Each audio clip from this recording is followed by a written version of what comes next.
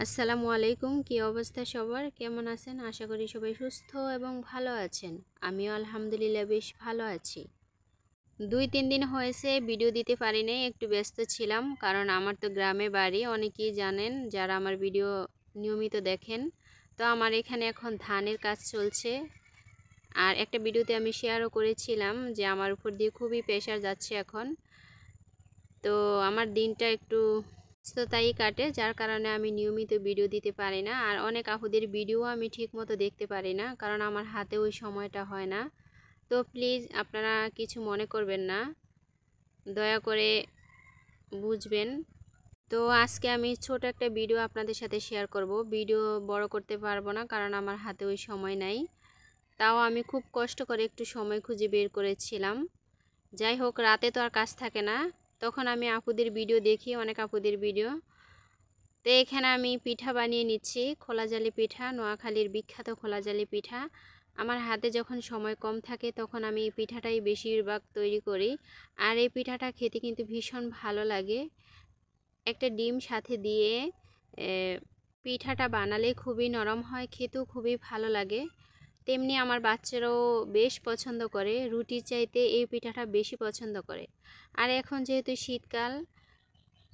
শীতকালে এই পিঠাটা কম বেশি সবাই তৈরি করে খেয়ে থাকে।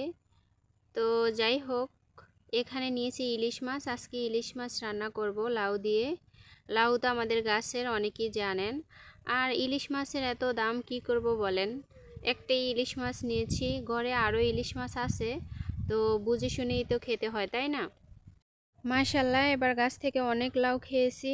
আর বেশি খেতে খেতে এখন আর ভালো লাগে না, ফালাতেও পারি না। আর কি করব, তো খেতেই হবে, তাই না? আর শীতকালীন সবজি এমনিতেও সবার বাড়িতে কম বেশি হয়ে থাকে, তেমনি আমারও। তো এবার আমার লাউটা কিন্তু বেশি ধরেছে গাছে, 2-3টা করে একসাথে আসে। তো কখনো ডাল দিয়ে রান্না করি, কখনো ভাজি করি, কখনো মাছ দিয়ে রান্না করি, কখনো মাংস দিয়ে রান্না করি। এক একবার এক একভাবে তৈরি করি। তো আজকে ইলিশ মাছ দিয়ে রান্না করতেছি, তবে ইলিশ মাছ দিয়ে রান্না করলে কিন্তু বেশ ভালো লাগে।